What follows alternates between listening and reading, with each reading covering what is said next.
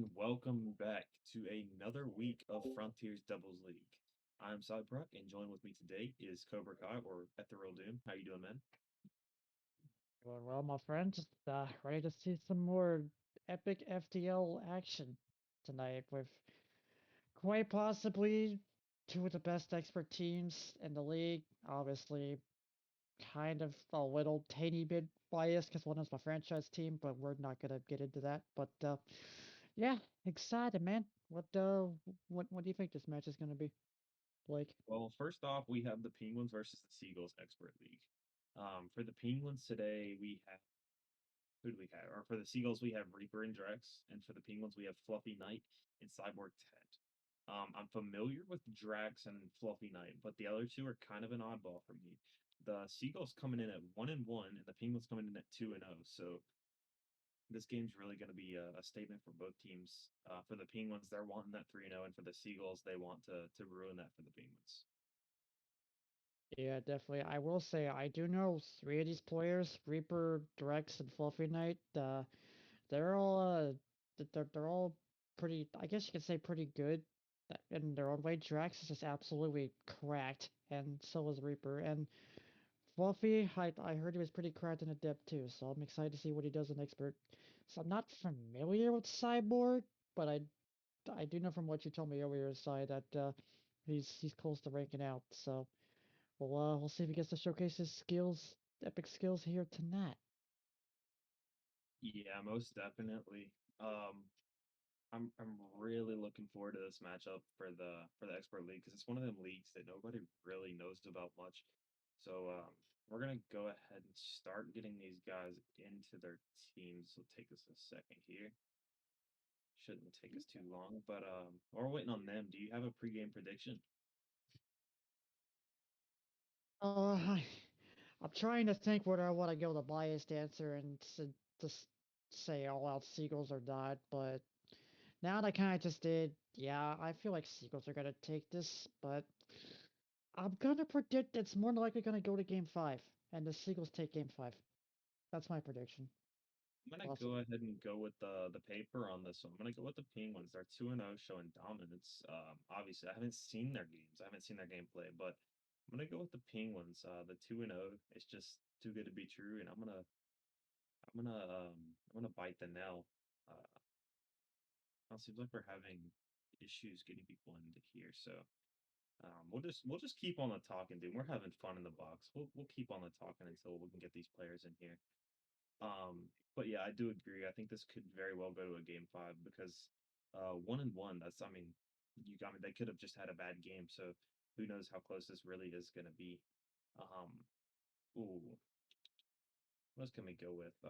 What do you think, how close do you think the individual games are gonna be? So this first game is gonna be kind of a filler game. For most teams it is. What do you look for in a filler game? Maybe the key things to like look forward first game is like how well you can adapt to your well. Okay, first off, how well their opponents are playing, because if this then after that to see where to go, because like if their opponents are going like aggro aggressive the first game, then the best kind of stuff would be to either to try and stay more on the defensive end, or try and get him on good counterattacks. But I these games could be pretty close either way, honestly. So we'll just have to see what happens. But that definitely, since this is expert league, I'm definitely also looking for some more mechanical stuff compared to like Adept and Origin, because this is like the third highest league in this in FDL. So Yeah, should be fun. definitely. Expert League is definitely a brutal pot for most of the teams. Um, it's one of them leagues that nobody really seems to notice. It's it's definitely an oddball. So we're gonna go ahead and start getting people in teams, and here we go. We finally There got we go. we got everybody joining up. All right, here we go. We got the expert Seagulls versus the expert Penguins. Game one. And there's the kickoff. Penguins immediately winning kickoff from Ted.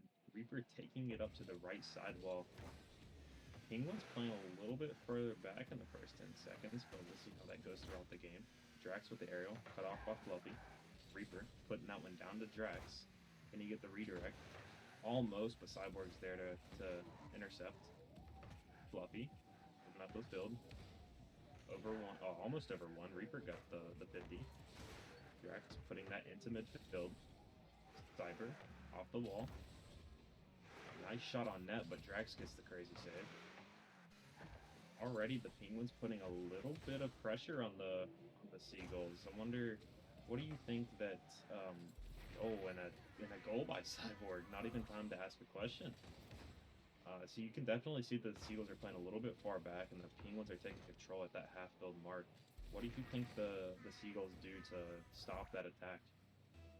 Well, first off, that was a great little play by Cyborg there, uh, trying to catch the Seagulls off guard to put them up 1-0. But so far as Reaper almost decides to shove me up with something insane, uh, so far I think Seagulls need to find ways to get the counterattacks going off of defensive plays like the Penguins are trying to do, because staying defensive is a good idea at times, but at the same time, you don't want to stay defensive for too long because then the pressure just continues to build and build until finally something cracks in the defense and a goal happens, just like we saw there with the Penguins a minute ago. Oh, what a dog. Yeah, definitely. You don't want to be you want to be known to have a good defense, but you don't want to be the team that is known mainly for their defense because as you said, the defense will always crack at some point. There's not a defense that will stay there forever. You see even in higher gameplay, defense is never 100% always there at all times. So definitely looking for the Seagulls to push that ball out as it looks like they're doing, but the Penguins always there to intercept.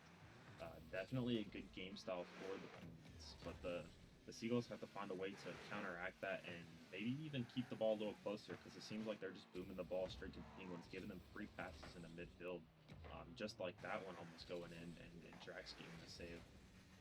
But definitely looking to see the Vipers. Holy cow, it's been a day. Definitely looking to see the Seagulls show something different, but not really. The Penguins coming back and scoring once again, showing that the Seagulls aren't really trying to change anything. After after that, I mean, it just seems like the Penguins have insane game plan for this one to kind of put the Seagulls back in their own half and kind of suffocate them there.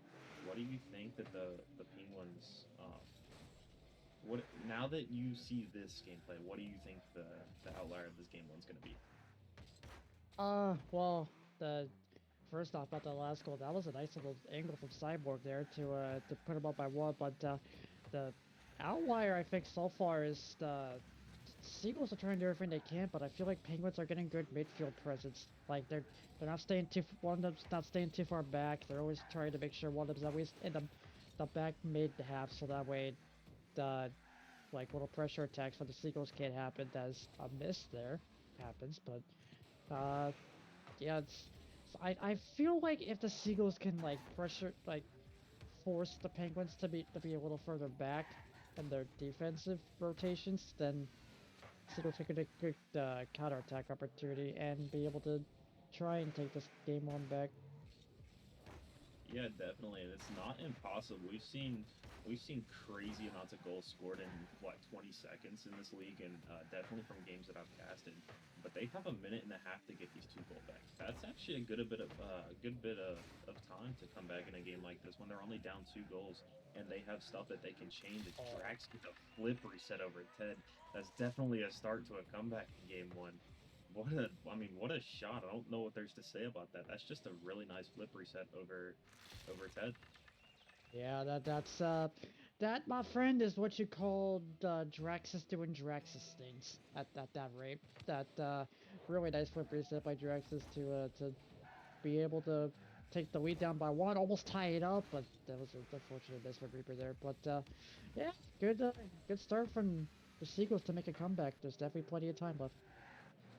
Yeah, definitely, and that's gotta be encouraging for Reaper on that one. Definitely something he wants back because that shot was so free. And that would, I mean, that would have been the freest comeback ever, but just not putting that one in, and a bit of an overcommit by the Seagulls. And Fluffy's going to take very good care of that ball and put that into the back of the net. Definitely seeing a little bit more of an offensive from the Seagulls. Definitely overextending there, but I'm not mad at what I see. Definitely good to see them trying to switch up something and not play so defensive. But the Penguins not allowing that to happen, putting the easiest shot ever in, and showing that they're dominant in this first game. So the Seagulls have to switch something up and keep that offensive up if they want to come back against this team and show that the Penguins aren't better than them. Yeah, definitely. That was unfortunately a bit of a overcommit for the Seagulls. As okay, I start talking and Drexus just goes, "Hey, Cobra, shush." Ah, good, good, play from the Seagulls there. A bit of an unfortunate miss from Cyborg, but wait for Drexus to capitalize to get his second goal to put him back down by one. Yeah, definitely. It may not look like much, but just that whiff from Cyborg could totally change momentum of this game.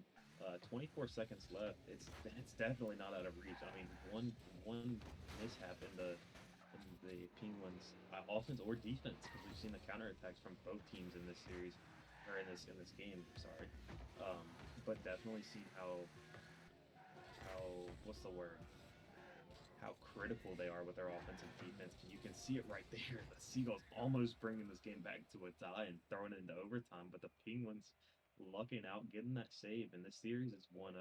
What do you think the Seagulls have to do in this next game to kind of get the ball rolling and maybe get ahead of this Penguins team? Well, first off, that's 0 seconds. That was such a heartbreak for Seagulls because they almost had the goal to tie it up. But no, I think the key for Seagulls is to try and force the Penguins a little bit farther back because they're from what I've seen so far, the Penguins they're getting really good midfield presence to make sure that the ball doesn't go too far into their half. So I'd say be a little more aggressive for let's say the Seagulls be a little more aggressive. Try to like break to make force the Seagulls back in their own end a little bit so a little bit farther back so they can try and be able to get the passing plays and counterattacks going for sure. Yeah, definitely. I will say that the Seagulls did kind of play a little too passive, and I'm sure you'll agree they did play a very passive in that first 2 minutes, maybe 2.5 minutes. They played way too passive, playing that defensive game, which we've seen does not really work in a game where you're trying to fill out the opponent. I feel like the first game you always want to play just a little bit more aggressively so you can get that early start. So definitely seeing them come out early in this next game is going to be a big momentum switch for them. And hopefully, if they do come out quicker, it most likely will break this Penguins defense down because they weren't used to that last game. They were used to kind of an easy first few minutes. So we'll see how that changes the game, and if they do indeed take that a little bit of information or a little bit of a tip into this next game and fix what they messed up on in that game one. Yeah, for sure. But and I'd say for the mental aspect for the Seagulls, it's only game one. You're able to bring it back, and as almost a pass and play, but it just goes off the post there. But and it was only game one. Y'all still got plenty of games left, and yeah, just keep y'all's heads in it. You got this. Yeah, definitely. Some of these games can be very how do you say mentally hard to stay in. There we go. We're figuring out words today, dude. We're figuring out words to come up with. But definitely, and that once again that cannot feel good for them. They had that beautiful passing play that should have very well went in, but just not getting it. And it seems like yikes! Both teams missing very open nets that should not be missed at this league. It seems like maybe a little bit of jitters from that last game. Not really sure how each other were going to switch up the game plan, and both missing open nets. But the Seagulls taking that one with a grain of salt and and taking the goal that they missed earlier. Yeah, that was a beautiful pass they played from Reaper, and I for a second I thought the same thing that happened to Draxus with his last shot attempt was gonna happen there, but no, it goes off the post and in to secure the Seagulls their first lead in the series finally. Yeah, definitely. I'd be happy about that because It's exactly what I was saying. They needed to get that early start or even that early lead on this Penguins team to maybe push them down and try to keep them down because the Penguins team is not used to being down. That first game, I don't believe they were down a goal at all. That I mean, for the whole of that game. So to put them down one, maybe that puts a little bit of pressure on them. But it seems like the Eagles are playing their normal play style. Maybe it's not affecting them as much. I mean, they still do have half of this game, and I think they know that. So they're going to keep their game straight, and then the Seagulls they just have to keep putting it on this Penguins team and add a little bit more pressure, so they start to stress out a little bit. As Fluffy takes that to the corner, but Drax with a big clear. We'll see what they can do with that. Uh, playing a little bit of ping pong here. Cyborg puts that right back, and Drax gets another boom out of the corner. Fluffy taking the ball on the right wall. Low 50, but Drax takes that one out. Almost getting the second reflip of this series. Reaper kind of passing that off to Fluffy, not really doing much with that ball. Drax takes that onto the wall, passes it straight to Fluffy, but Reaper's there to clear that out to midfield. Cyborg gets he whiffs. Oh no, not good for the Penguins. He barely misses that ball and gives Reaper the fully open net. What do you think that the Penguins have to do to switch up this game? Because the Seagulls are coming out swinging. Well, first off, about that goal, we're just gonna call that a tactical fake from Reaper for the unfortunate miss of Cyborg, but the Seagulls are revitalized right now, and I think the stuff that Penguins are doing in game one, I haven't seen much in game two. Like they were keeping midfield presence last game. This game, they're starting to feel a bit more jittery and a little bit more like I I think it's like nervous feeling almost, but the because the Seagulls they're just putting out a lot of good pressure right now that we didn't see last game. So really good start from Seagulls so far. Let's hope they keep this up. Yeah, definitely good to see the matchup change. I feel like the Seagulls, after they saw that they were actually coming back in that last game, and they knew that they could tie the game up. I feel like they knew that they had potential to completely shut out this Penguins team. But yeah, definitely the Penguins starting to kind of panic a little bit from that 2-0 deficit, and very much so getting overloaded by this Seagulls team. So we'll see how they change it. But yeah, definitely if they bring back that aggressive play style, they'll stay in this game a little bit longer and a little bit easier. I think the aggressive play style makes it a little bit easier, but most teams do struggle with the overcommit as Drax completely misses that ball. I'm not really sure what happens there, but Cyborg takes possession, passing that to Fluffy, but Drax controlling that through his corner. Exactly what we said they needed to do, and they're doing it. Kind of control that ball a little bit more and not boom it as much, and it works out for him as Reaper puts one in the back of the net. Yeah, that was brilliant patience from Reaper off a even more brilliant pass from Draxus there. Cyborg almost got the save off the backboard, but I think him and Fluffy almost I think they were double committed on that one, and it forced Cyborg to have to do something dire in last minute there. But this is definitely a different Seagulls team from the first game, and that I I it, I don't know. It could still a Seagull series comeback possibly as okay, Reaper. Just do it to them, why don't you? Yeah, Reaper rudely cutting both of us off while we were saying something. For me, it was them taking more control, and then for you, it was complimenting them. But he's like, "Be quiet! Like they're not coming back in this series." I mean, definitely a blowout game in this second game. Not what we were expecting. Normally, we expect to see a little bit of change, but then they've come out with a whole new attacking offense. And the Penguins not expecting it down 4-0 right now with 30 seconds. I mean, I've seen it happen, but I mean, they have to change back to what they were doing because it was working. But the Seagulls kind of exploiting that and figuring them out very quickly. It shows that that game one helped them a lot to figure out what this Penguins offense does. But as Drax puts another one in, but as I was saying, they're controlling and then their team play as well as I'm sure you've noticed as well, Doom. They're starting to pass a lot more to each other and put this Penguin team in kind of an undecisive defense. So, what do you think that they did this game, or that the Penguins did this game to get down this much, and what they might need to change in Game Three to to switch it back in their favor? Well, I feel like they didn't expect the sequels to come out this hard swinging as uh, I think that they're okay. I don't even know what just happened, but I think they just let Seagulls put away for good measure there. But the Seagulls just came out swinging, and I think Penguins didn't expect it. So I think for this next game, for Game 3, I feel like if Penguins could return to their like style they had from Game 1, then this could be we could be in for a series. So Yeah, and I will give it the Cyborg. I believe that was a purposeful own goal, so we won't talk too bad about the Penguins. Nah, I'm just joking. But definitely a statement game from the Seagulls.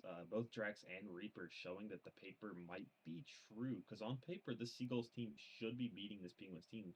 But we're only at a 1-1 series. This game, I mean, this series could go really anywhere. But definitely looking forward to seeing the Penguins come back out in this game three, and show that they're still meant to be in this series because game one, it was definitely a good game for them, and they did wind up winning by a deficit of one, I believe. But the Seagulls definitely showing that first game was just a fluke for them, and they came out to show who really was boss. yeah, for sure. And they Seagulls showed in this game they definitely came to play. They fixed up the mistakes from that they had from game one, and I feel like the close goal in 0 seconds to tie it up from game one was sort of like a re-energizer moment for them to be able to get a blow in game two. But Penguins, just please, please take this to five if y'all have to. This we want a game five in this at least to start off the night. So. Keep it up, Seagulls. And for Penguins, I feel like if y'all just went back to your style from game that y'all had from game one in this game, I feel like y'all can probably take this. Yeah, definitely a little bit of weird kickoff by Cyborg, but it works out in his favor.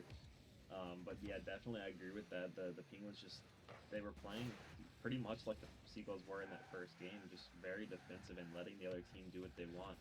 And everybody knows that's not what you do in Rocket League. Either you step up to the plate or you go home swinging. So we'll see what they do in this game, but already seeing the Seagulls pass a little bit. So we'll see how that goes out for them this game and see if maybe the Penguins can stop that passing game because it seems like they in that game too they let them pass as they pleased, and that in my opinion that was the ultimate downfall. They just gave them way too much room and gave them that inevitable room to pass too much. And as who was that Cyborg Ted puts one right over Drax's head. Nothing much you can do there. That's a very well placed shot by him. And I mean, what can you do if you're Reaper there? Not much. What do you think about this early lead for the Penguins? It's definitely a statement for them. Yeah, it definitely is. And that right there was one of those plays where it's like your teammate tries to get a flick, and then the opponent gets a really good dunk on top to take it off the top of your teammate's car, and it's just nothing you can do about it there. Uh, And so far, Penguins are trying to as Fluffy just decides to provide it up a good pass from Cyborg, but they're showing game one wasn't a fluke so far, and they're taking it to Seagulls this game. Yeah, definitely. I feel like, and I'm sure you would agree, this is a weird series so far. We're 1-1. The first game, Penguins coming out very strong and then kind of weakening at the end of that game, and then a 6-0 win from the Seagulls. But now the Penguins are up 2 goals, and I mean, there's not even a minute and a half gone in this series. That's definitely not what you want to see from the Seagulls because it's just the momentum. How does that switch so quickly that the Penguins are already up 2 goals in this game? So we'll see how the Penguins answer because we did see in game one that they were very capable of coming back with little time left. I mean, what did they have? 30 seconds left, and they came back almost 3 goals. They were really close to having that third goal, that tying goal for overtime, but they just couldn't put that in. So we'll see what they can do. But the Penguins just have to keep up this intensity and show the Penguins that, or show the Seagulls that that second game was just them kind of resting a little bit almost. It felt like because they sat back and played the exact same game style that the Seagulls did in game one. It did not work for them, but definitely coming back out in this game and showing that they're still a dominant team, and these two teams are way closer than we would have thought. Yeah, definitely. And I think for Penguins after that second game, they were just like, all right, let's relax. We still got plenty of time left in this series. They got to blow a game on us, but let's just come back, fix our mistakes, and show them what's up in game three. And that's what they're doing so far. As Fluffy just almost decides to be a bully on Reaper there, but yeah, so far Penguins they're keeping the style from or they're bringing back the style rather, excuse me, from game one, and I think it's catching Seagulls off guard. Oh my, that was a close goal to put him up by three there. But yeah, what do you think Seagulls need to do to keep this pressure off him?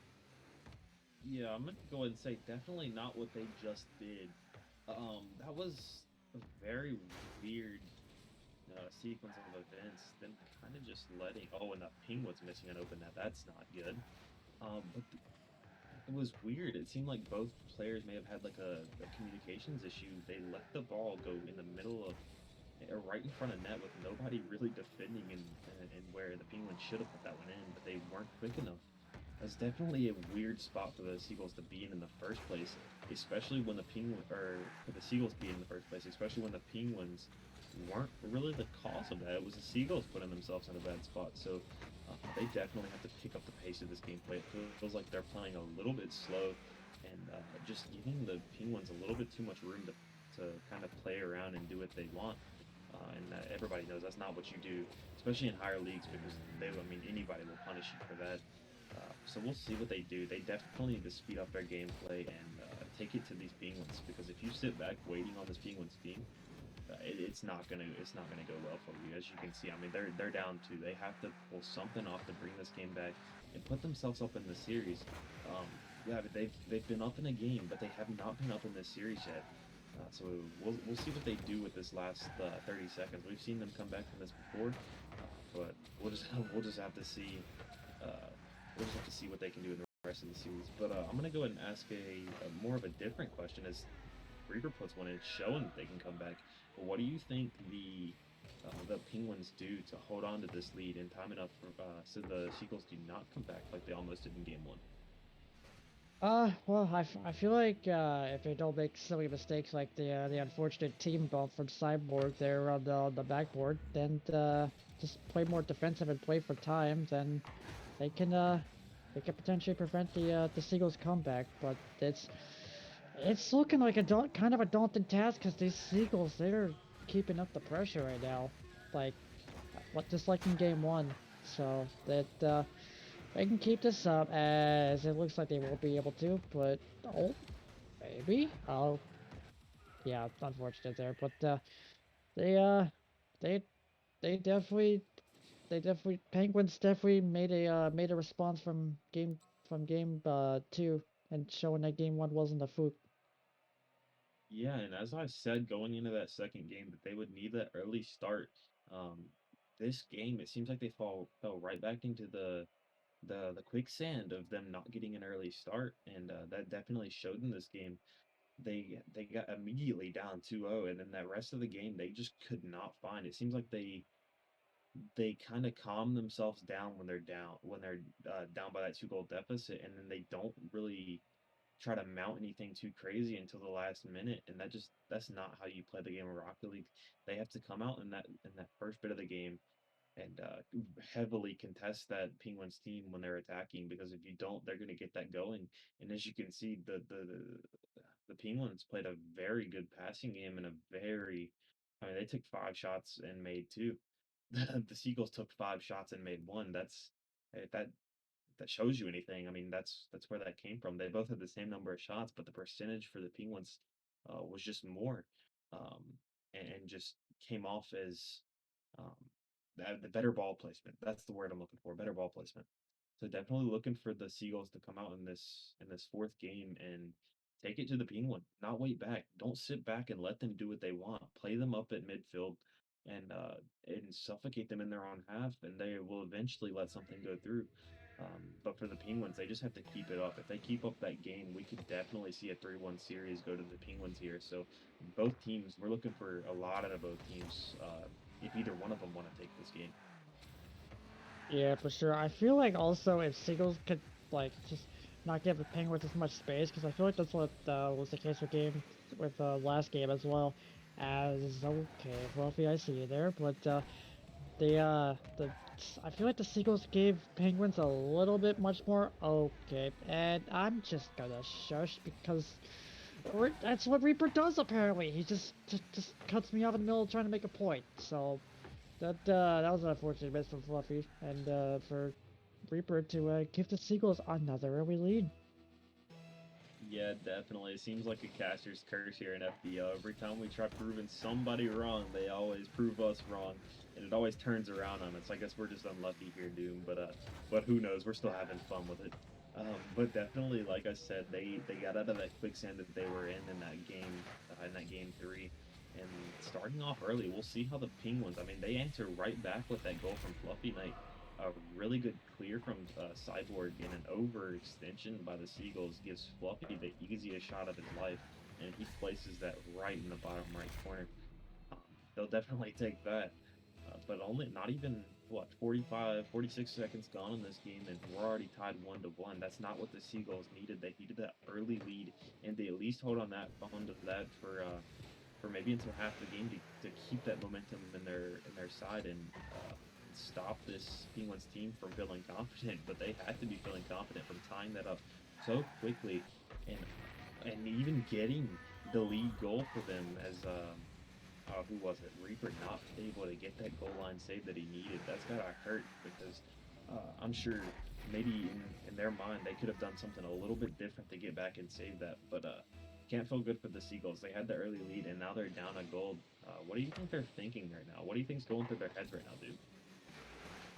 Well, I feel like yeah, there's a maybe a tad bit of tilt, but at the same time, like that was just a really good push up from Fluffy and Cyborg for the Penguins to capitalize on. But definitely so far, I feel like because the Penguins, it looks like they're back to their game one form. Like they're getting the midfield control a lot better. They're trying to not give the Seagulls as much space. I feel like if Seagulls got in your face a little bit more in the midfield, then try to get some good passing plays going, like they almost tried to do it there, then this could be spelling things very different right now for Seagulls. Yeah, definitely. And I think I may have jinxed as Drax is just gonna stop me before I say anything.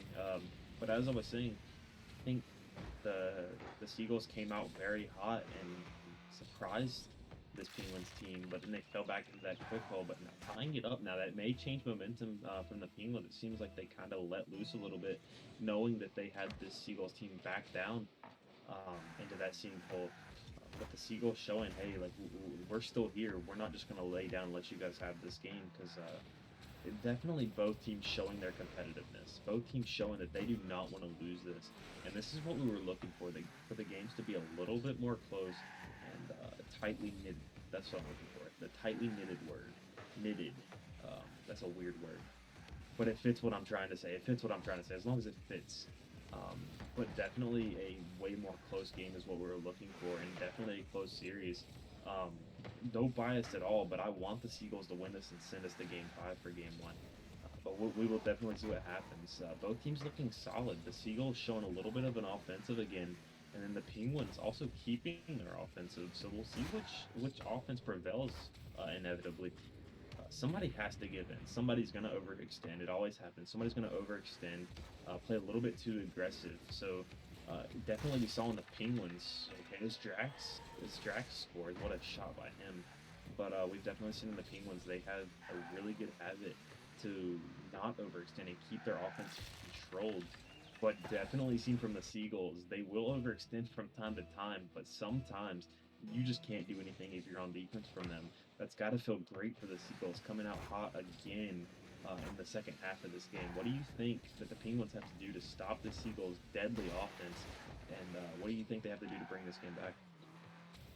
Well, I feel like that's first off that goal from Drexus, yeah, that was more like Drexus saying, "Hey, guess what? Penguins take this."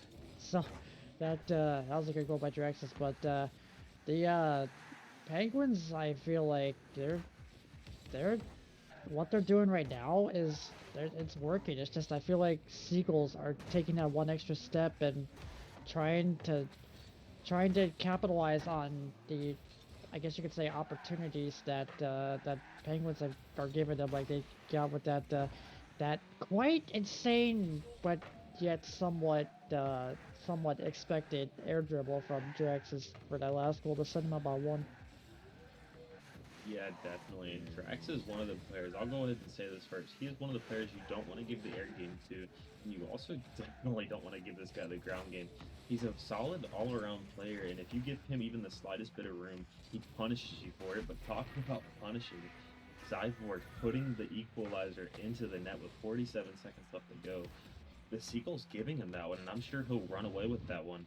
Um, that's definitely what they needed to get back in this game and maybe even take the series here. But the Seagulls, like I said earlier, they just overextend way too much, and they don't have the control that the Penguins do on that offense. The Penguins have such good control, and they're very you can tell their control with that offense is they make sure they always have someone in rotation, and if they know their second man cannot get back, they will not go for that shot, which I think is what makes them so deadly. But for the Seagulls, their offense is so volatile, but they overextend, and if they even whiff the slightest bit, it gives the other team a free shot. As we've seen in this game, the Penguins taking everything they can get, and just on the counterattacks, they know the Seagulls team. They know their tendencies.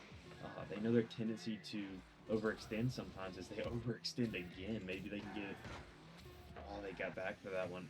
But definitely the Penguins punishing them for overextending so many times. Yeah, as we get into our first overtime of the series tonight, but yeah, it's the Seagulls offense, they're definitely trying to get good plays, but at the same time, it's like their overcommits are what's starting to get to them. And whenever that happens, it's easy enough for Penguins to capitalize, as I say that, and an insane pass and play comes off from Fluffy for Cyborg to put the game-winning goal in. But yeah, the overcommits were definitely what got the Seagulls toward the end for Penguins to capitalize. Yeah, most definitely, and that's our series. That's the 3-1 series. That's got to feel great right now for the Penguins because it was such an off and on game for them. Um, Definitely looking very strong in that first game. That second game, they kind of fell apart, almost as if they kind of lost their touch. But definitely in those last two games, showing that they were a dominant team and volatile. So uh, definitely an upset for the Seagulls because they were getting something going with that one, and showing that they were still a tough team to beat. But that puts the Penguins at 3-0 for this season so far. They're 3-0. I believe in their scrims and in their preseason they were 6-0. So I mean this team is not they haven't seen a loss yet. So that's got to feel good for them to continue that completely undefeated record. So definitely looks good for them. Do you have anything to kind of add in and um, any insight on the series? Yeah, I mean, just for Seagulls, my Seagulls boys don't feel down about this one. Y'all always took a game off them, and y'all kept the game at least game three close. It's just an unfortunate overcommit from uh from from you guys to force the overtime goal in, but it's Penguins showing their dominance early in the season, and even though they lost game two, which and like I said, don't feel bad about this one, guys. You always took a game off them, so that it prevented the sweep at least. But I was hoping this went to game five, but unfortunately, at least it went to game four. So we haven't seen the sweep yet tonight, but which and hopefully we will. But yeah, good series overall. I think they might be coming in for an interview. No, I don't believe we have an interview this time. Unfortunate, man. I love the post game interviews to see what the players or what was going through those players' heads. But yeah, no interview for this one. That was definitely an interesting match, Doom. I think you can agree with that. That's gonna be all from us. Coming back at 10 p.m. in exactly 21 minutes Eastern time. We have the Death League matchup from the Hornets and the Monkeys. So we'll see you guys then. It's been a pleasure casting for everybody. We appreciate you guys watching, and we'll see you next time.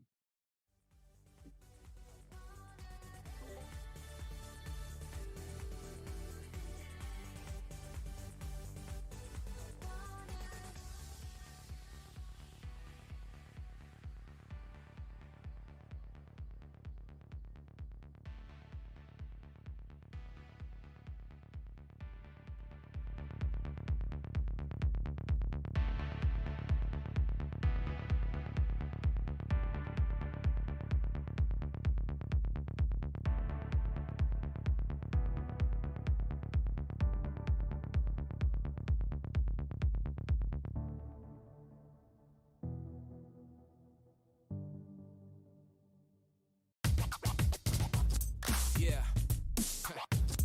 Ah. Okay.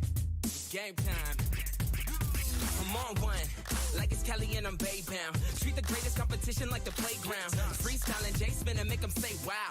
Then I beat the brakes off until I'm stay down. Became a king from a common man, and I turned my worst critics to my staunchest fans and worked at it until the world was believing. They gave them no choice but to see it.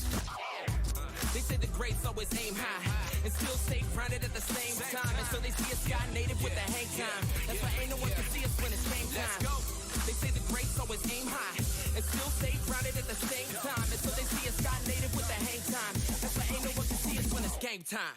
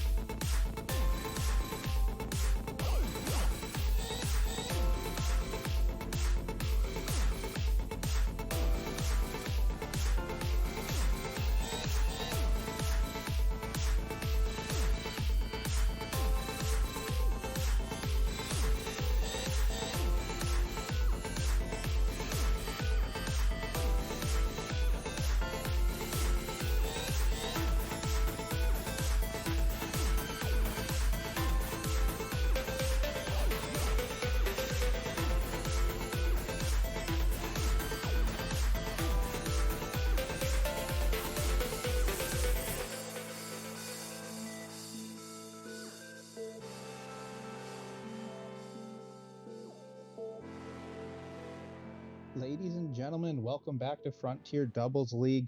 We have some Adept League action for you at this hour between the Monkeys and the Hornets. And I am joined by Oddly. How you doing, Oddly? I am doing excellent, my friend. Really excited to watch this matchup. Two teams I'm really excited to see, and week 3 seems really excellent to me so far. Yeah, I'd have to say the same thing.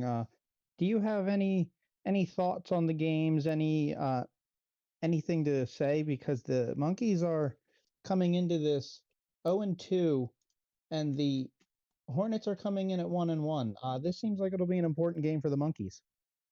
Yeah, that's exactly what I was thinking. I think Hornets here, if they win week 3 here, I think it's important to kind of pad their stats early.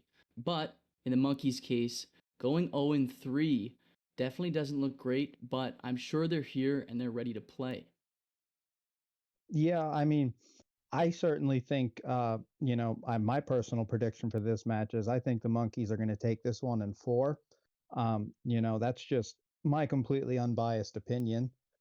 Would you like to give one before we get started? Well, I'd like to challenge you on that to make sure that it is, in fact, unbiased, Mr. Monkey's Blade over there.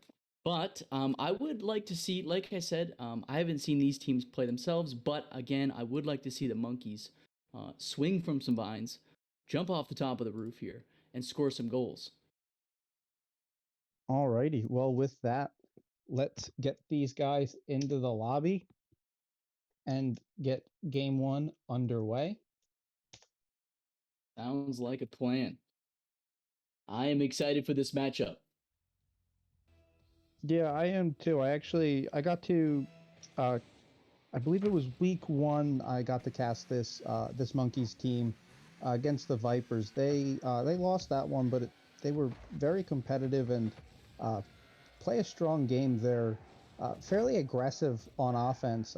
They're just going to be coming out of the corners of your screen where you don't really expect them to, and as long as they can get back on defense and keep the defensive rotation solid, they're going to be a hard team to stop. Yeah, exactly. I think, in the first 30 seconds here, they're definitely feeling each other out. I think AJ Binky here, regardless of how good he plays, clearly has the most expensive car. And in Rocket League, that's also very important. Yeah, and Senfis putting one in. And there we have it, our first goal in under a minute. Senfis putting the pressure on with a bump. Bernese is sent flying, and the ball is just in the net. Yeah, and I mean, on your bit about the expensive car, I mean, when you look good, you feel good. When you feel good, you play good. When you play good, they pay good. That's exactly what I was thinking. They pay in pure $100 bills. Is that right? They pay in this league, right? Oh, if only. Nah, who knows? That's right. Oh, and they miss an open net a little bit too hectic at the beginning of or in front of the net there. So they easily have a counter attack, and there's AJ Binky. Just like we were saying, I think it's the version 1 decal as well, channeling his inner torment to go for an aerial there and put it in the back of the net. Yeah, just a really nice play, getting it up on the wall in the corner there. Nice center, just clinical finish. Defense fell a little apart there for the Monkeys, but they do have resolve. They were down in their games in week 1 and managed to fight back several times. So there's only a minute and a half gone. There's still plenty of time for this Monkeys team to come back.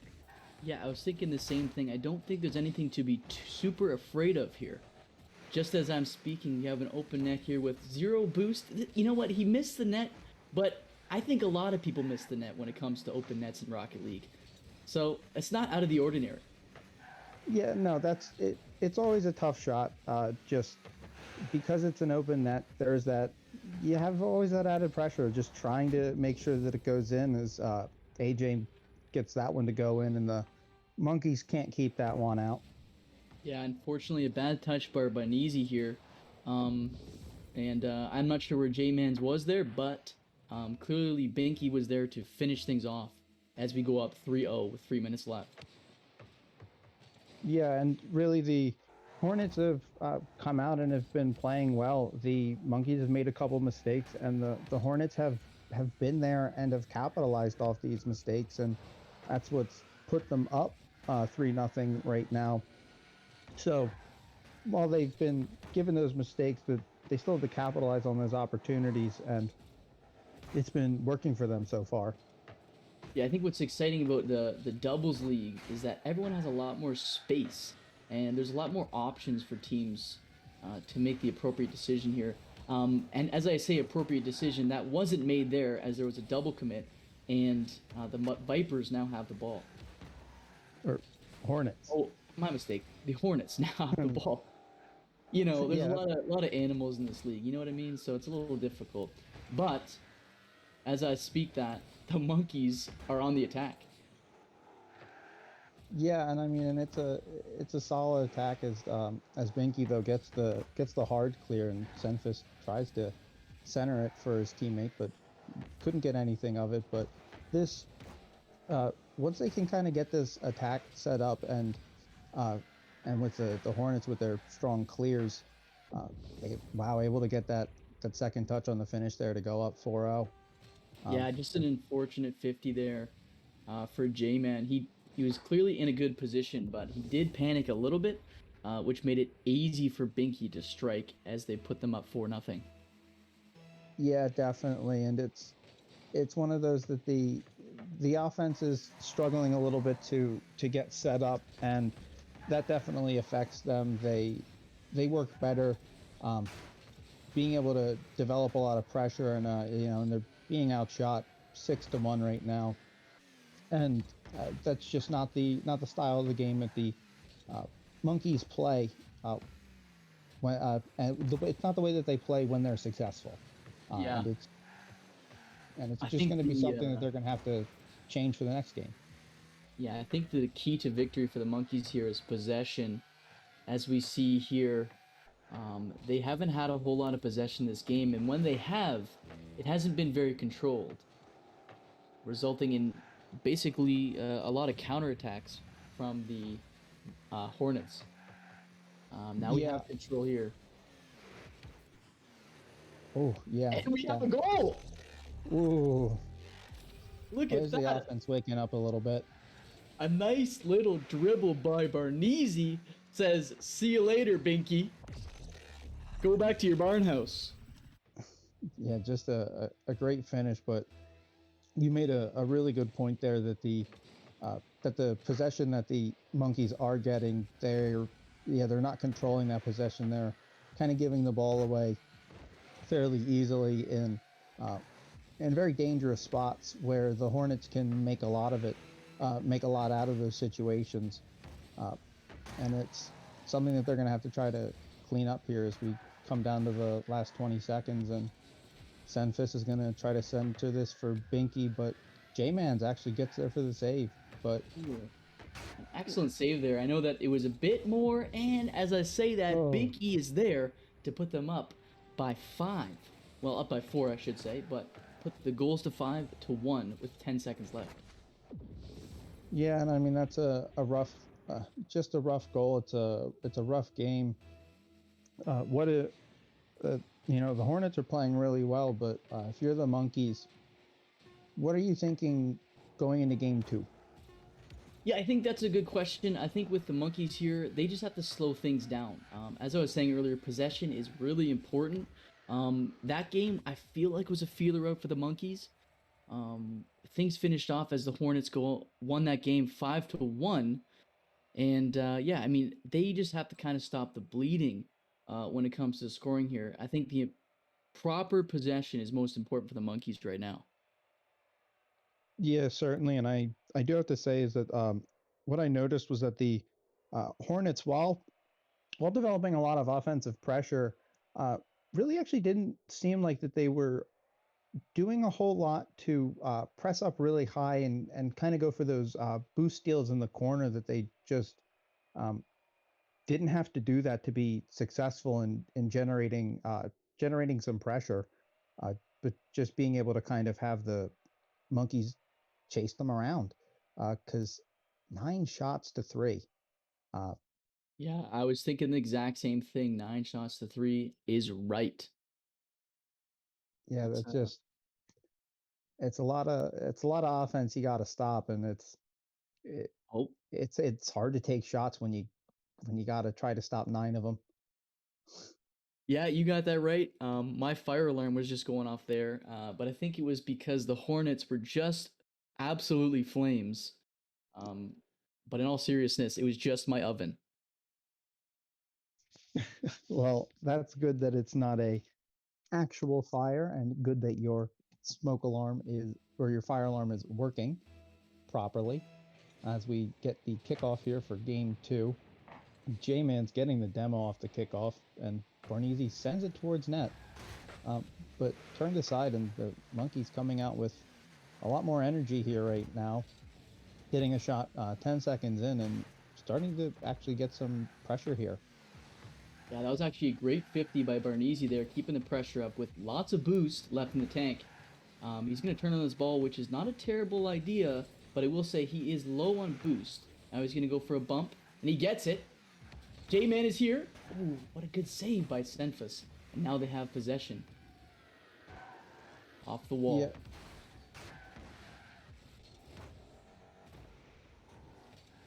Yeah. Yeah, Senfis with it there, but like that right there is the more so the Monkey's style is getting that kind of pressure. As Binky gets that 50 and might have an opportunity here, but Barnesi's able to cut that off. But the Monkeys look already just a minute into this one a lot better, a lot more competitive. Yeah, exactly what I was thinking. Think you just read my mind. Are you a psychic? Because clearly, Sometimes. yeah, I mean, it sounds like it because the Monkeys are playing their game here right now, and it's not a big problem as they whiff in front of the net, allowing the Monkeys to have some more possession here. Barnesi now has 100 boost. This might be scary. Yeah, certainly, but the Hornets standing strong, also able to generate some pressure, but they do retreat a little bit, and as I see, and that's the aggressiveness on the part of the Monkeys, is that as the ball goes behind Binky, that both of the Monkeys are already in front of him. Just Yeah, that kind of pressure is where they, to a degree, live and die by. That if they can get back on their rotations, they can succeed. But if not, as Binky just air dribbles it down into their end, that they do struggle. That is exactly what I'm saying right now. Monkeys are playing their game, and they have the pressure right now. And I feel like the Hornets right now, they're trying to figure out what the Monkeys were doing in that 30 seconds that they had to assess their game plan, because clearly it's working. Yeah, and it's a fairly pass heavy game from the Monkeys. That's really how they work best. And it really just depends. It's whoever's closer. Both Barnesi and J-Mans are both absolute menaces. Just deep in the offensive zone, applying pressure to the ball, forcing those turnovers in the corners, which create those scoring opportunities. They can do a great job at pinning you down in your side, and just finding ways to drain your boost and make it hard to defend. As Senfis puts a shot on, but J-Mans is there with the save. Man, these Monkeys really know how to control their balls. But the Hornets here, now they have possession, and they're sending it back middle, and it almost goes in. J-Man freaking out a little bit, gets a beautiful touch. He's got plenty of space. See what he can do. He can't do nothing, but that's okay.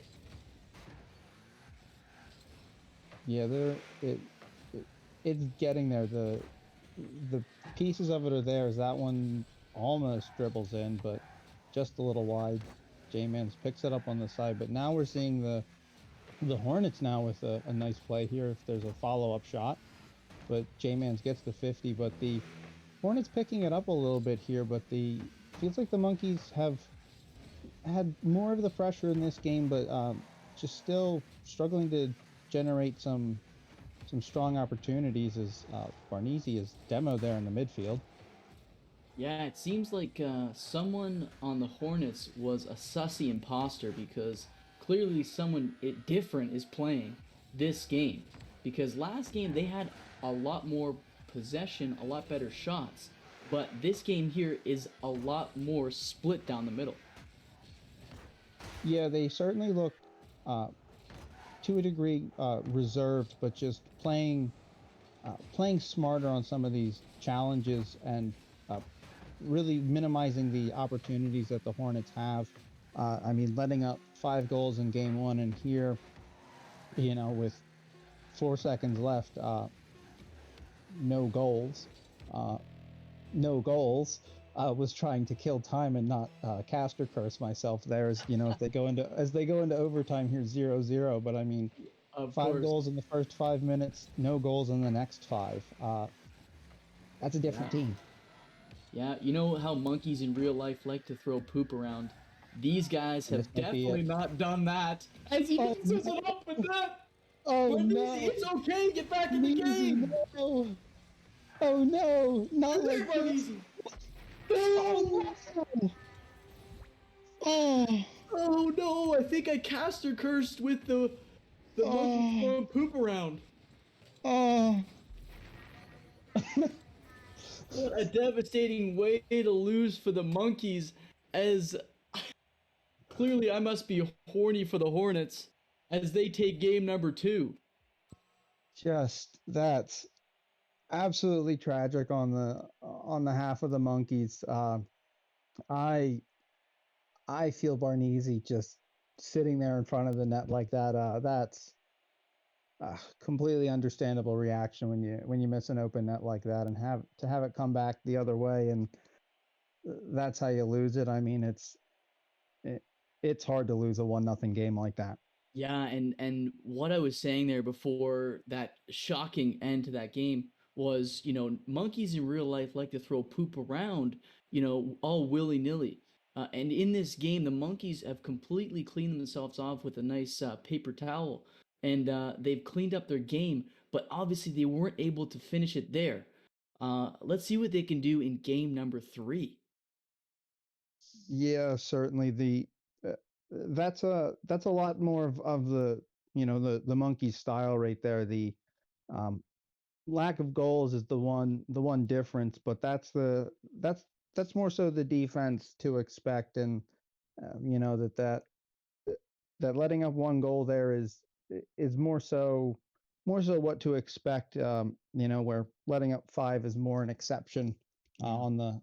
on their part, but So they're down I, 2-0 and need to find 3 wins in 3 games if they want to take this series. So what I was thinking here is I would like to see if we can see Team Monkey or the Monkeys regain from that and see if their mental has shifted from an open net miss like that. And as I say that, the Hornets just score a nice goal in under 10 seconds. Yeah, that's definitely rough. That's not going to help the mental, but you do have to forget that. You have to let it go. There's still a lot of time left. Oh, That's Jay, off the kickoff there. AJ Binky is looking like a Giga Chad right now as he hits a kickoff goal, looks at Barnesi and says, "No, sir, not today. This is going in your net right now." Yeah, I mean that's tough. There's still plenty of time. It's very early, but it's certainly a very discouraging prospect. If you're the monkeys here, it can be very tough to try to come back from this. But that certainly helps when the third man is more than willing to make a save for you when you can't. That's right. And by third man, he means the post. I was confused for a second there, but I'm very smart, so I noticed what you were talking about. I'm glad you used your context clues. That's right. Oh, What a what a beautiful shot. save. Yeah, it was an Oh. excellent shot, but it was an even better save to keep the I keep saying Viper, my mistake. The Hornets up by 2 as J-Man here is looking to keep the pressure up for the Monkeys, but Senfus has a little bit of time and sends it on net. Ooh, gets a little sauce on that. Oh my goodness, the third man is here to play. Sometimes being good isn't enough. You need a little bit of luck. Listen, I didn't get to diamond for no reason. You know what I mean? Oh, look, I'm not doubting skill. No, 'cause- I'm 'cause you saying need the that. skill to- I'm saying I got to diamond because of luck. That's all I'm saying. Yeah. Oh yeah, isn't It it all? was, As J-Man's trying to get one down. It's a soft one that's on the short side. The offense is almost there for the Monkeys. They put an absolute crack. As the Hornets put an absolute cracker off the backboard there, but Yeah, it was J-Man can't find actually. the flick. Barnese's here on the back. That was a nice touch by him to make sure that Senfis isn't there to get the block.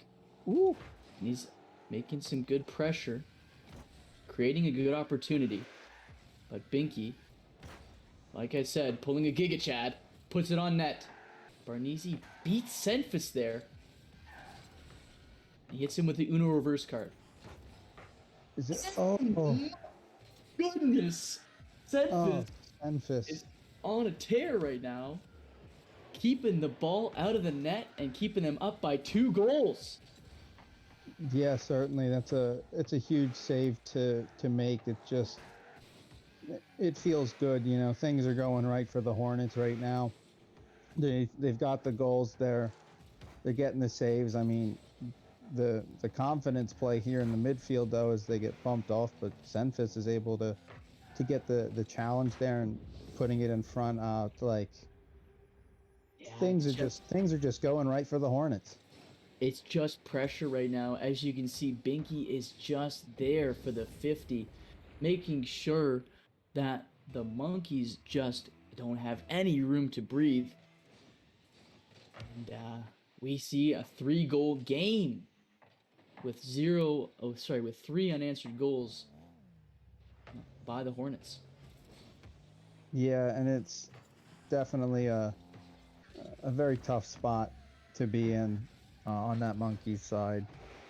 But this Hornets team has been playing so well, just really showing out tonight, just coming in and dominating for the most part. I mean, 5 goals in game 1 and just fought through that nail biter in game 2 and sitting here with a comfortable lead in game 3, just looking to clean up with this sweep though as Barnese puts one in to make it a little bit interesting. Monkeys only down by 2. There we go. 82 seconds to go. Barnese is not missing this open net. He's turtling it all the way in, sending it to a 2-goal game now. Keeping this thing interesting, like you said. Yeah, and it'll be interesting to see if the Monkeys can find another one, but Senfis finds another one to get that lead right back to 3, and that's just a kick in the teeth. Yeah, to fight that hard for what is their second goal in the series, and to have a response come 5 seconds off the next kickoff is. Yeah, we'll really hard. have to see if they can get anything done with the last minute remaining in this game. As I say that, Barnese had a little bit of time. Senfis off the wall. And we don't know what's going on back there, but it clearly ain't Rocket League. I think you guys just opened up the incognito browser, if you know what I'm saying.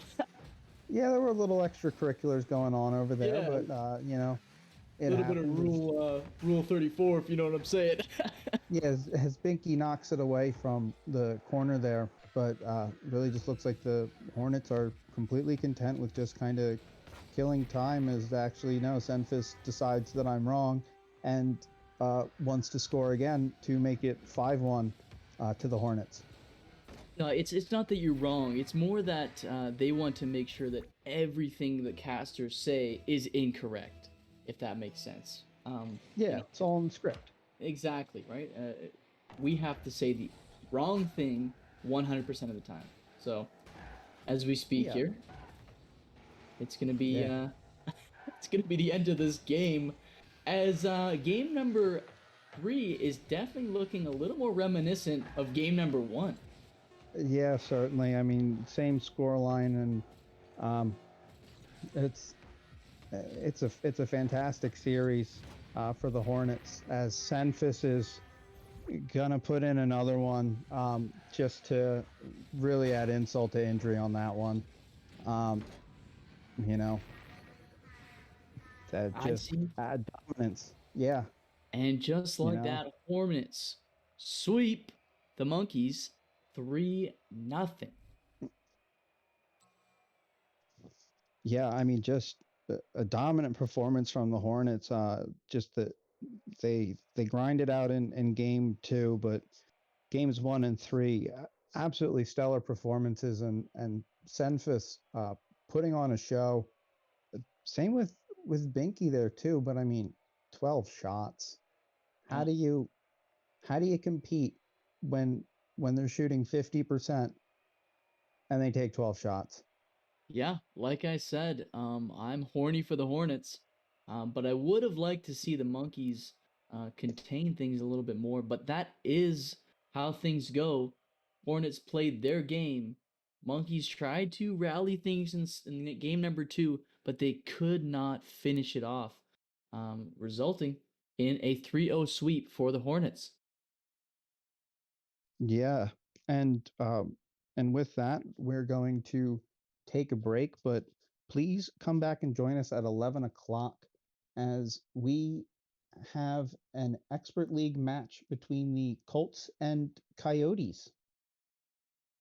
And for that, I've been Blade. I've been joined by Oddly, and this has been the Frontier Doubles League. It's been an honor.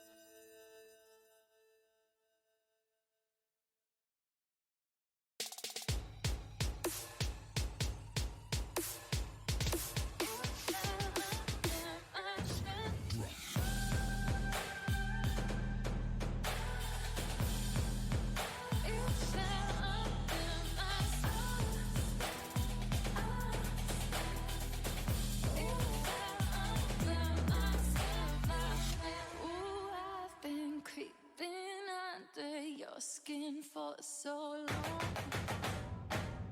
Oh, I am in your head, so tell me, is it wrong? Oh, you fell under my spell, so well, so well. Oh, you fell under my spell, so well, so well. You fell under my spell now. My spell, you fell, my spell, my spell. You fell under my spell now. My spell, my spell, my spell, my spell, my spell, my spell. You fell under my spell now. My spell, my spell, my spell, my spell. You fell under my spell.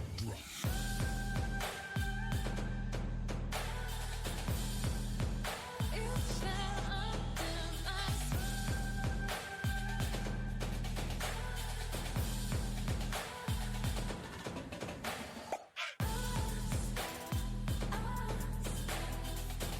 You fell under my spell now.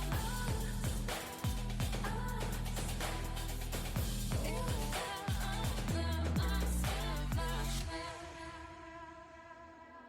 What I feel, my spell inside, my spell. I know it's right. What I can, my spell, and I hide, my spell, might still under my spell now. My spell, my spell. You fell under my spell now. My spell, my spell. You fell under my spell now. You fell under my spell now. You fell under my spell now.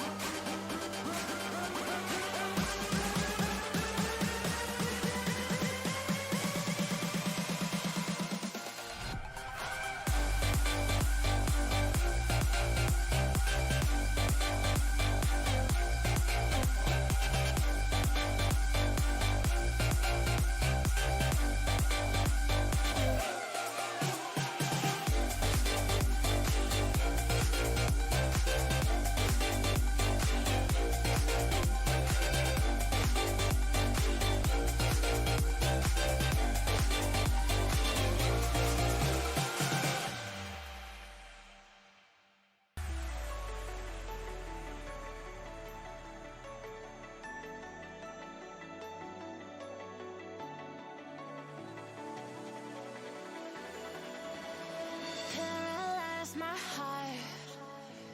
Don't wanna feel your touch like ice tracing all my scars. Why is it hurt on the inside?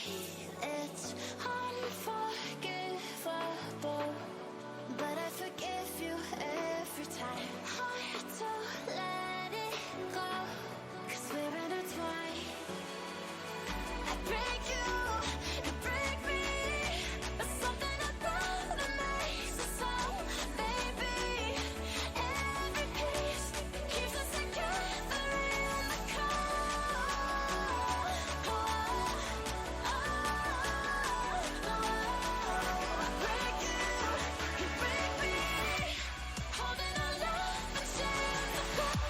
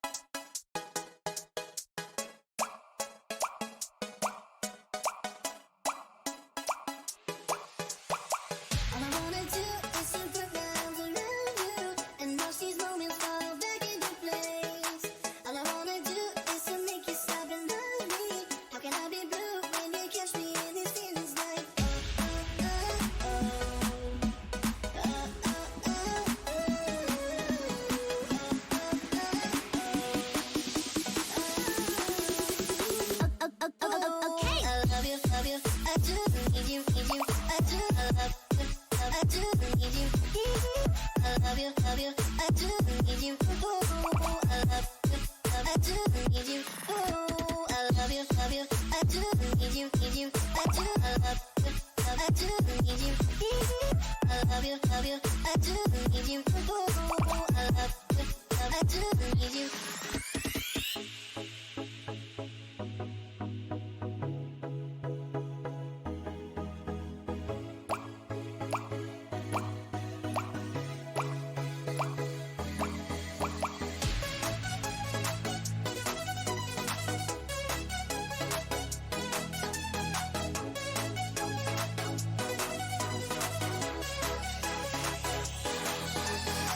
All I wanna do is to put my arms around you and watch these moments fall back into place. All I wanna do is to make you stop and love me. How can I be blue when you catch me in these feelings like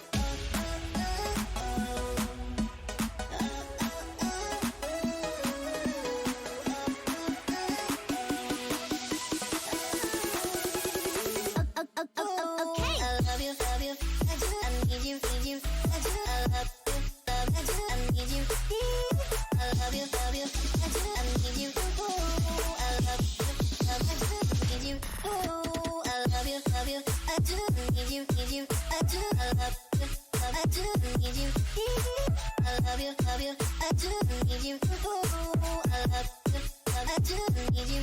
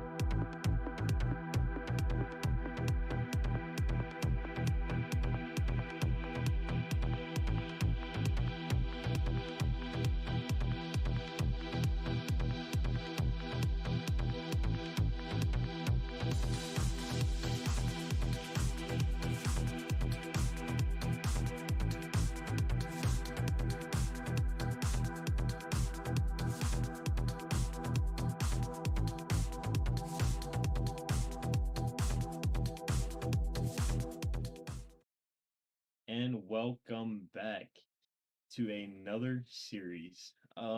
We're gonna hope this one's a little bit closer than last series. I didn't get to cast the last one, but I did cast at 9, and that was pretty interesting. I am Cyprot, and joined by me is the man himself, Blade. Missed ya, bud. Missed ya. I missed you too, Cyprog. How you been? Dude, you know what? I've been living the life.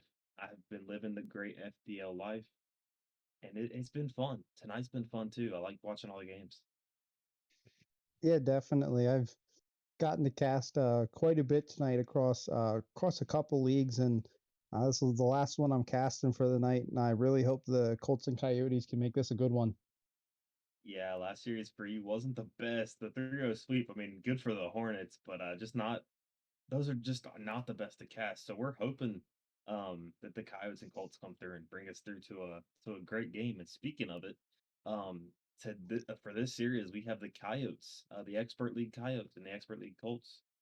For the Coyotes, we have Guchu and Weislo. I believe I pronounced that correctly. We just talked Yes, about it, but I Feislo. believe I pronounced it correctly. Weislo. And then we have Hmm. Redwater and Strider. What are your thoughts about this game, Blade? I haven't seen any of these players play. I don't really know if I've actually gotten to watch any Expert League yet this season. So I'm excited to see what they have. I really hope we have two teams who peak on each other tonight. It's always what we're looking for, very close games. So I'm looking on the list here, looking at my little, my statistics board, because I come prepared. So right now we have the D lineup for the Colts, and we have the B lineup for the Coyotes. So we'll see how this goes. This should be a very close game. We'll go ahead and start getting these boys into their respective teams. And dude, I'm hyped for this one, Blade. I'm really excited to see this match. Yeah, I am too. It's I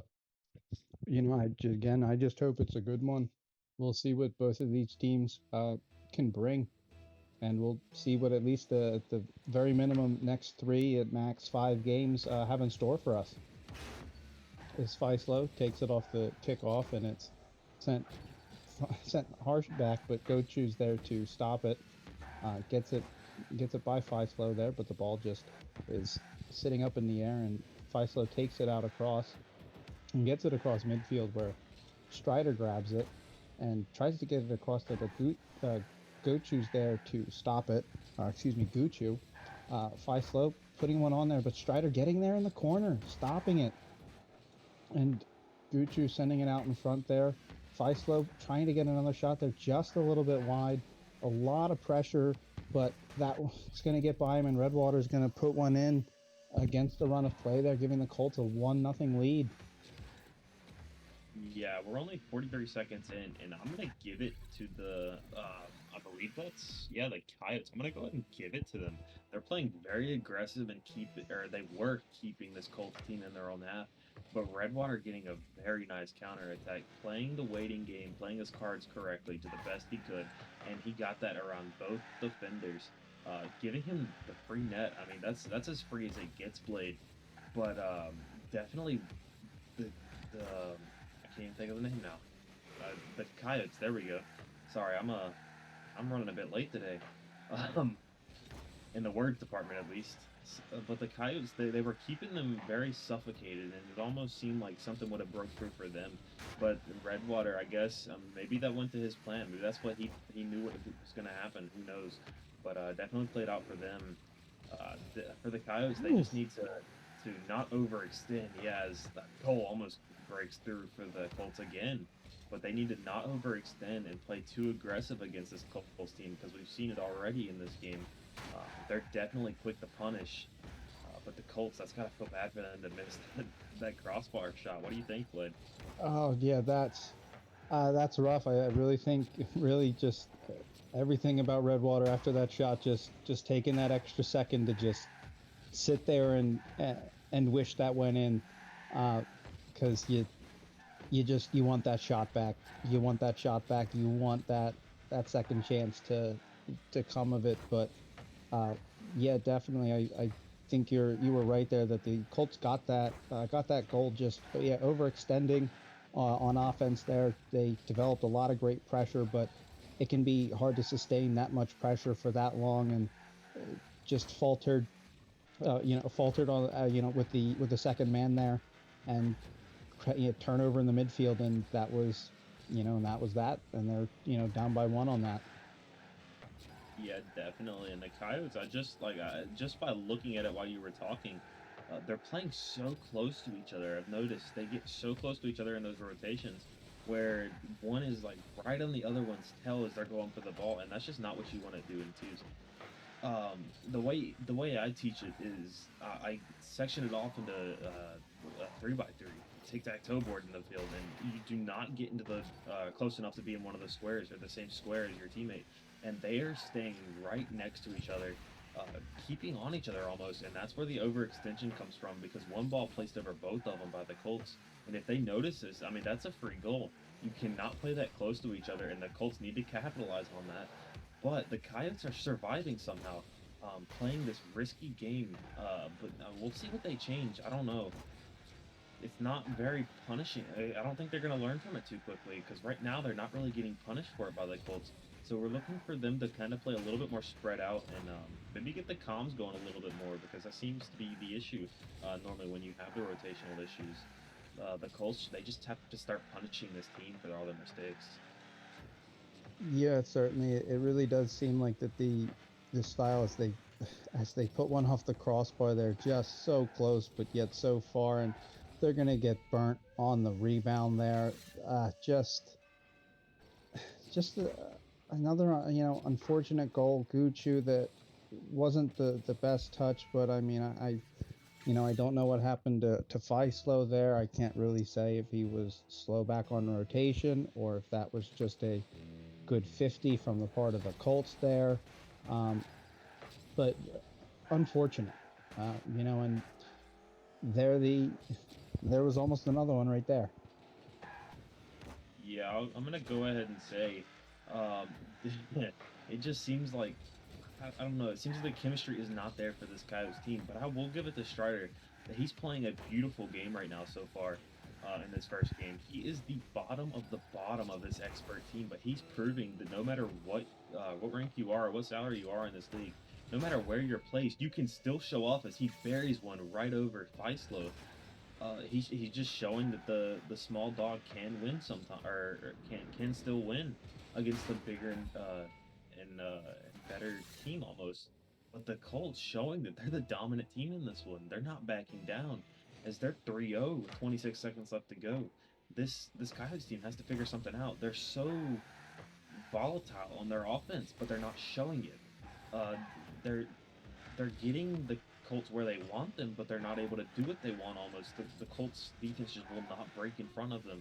So they need to figure out a way to keep the gas, or keep the pedal to the floor and suffocate this Colts team further. But right now, it's not looking like that's going to happen because the Colts defense is looking menacing right now, Blade.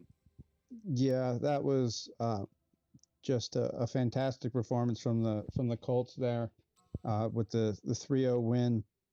It was felt very close for a very long time there, but I do think that the some of the shot totals there kind of go to show you. I mean, 10 shots to six, um, Colts shooting 30%. I mean, that's just about on average there, but uh, not enough offense for the Coyotes, not enough threatening offense for the Coyotes.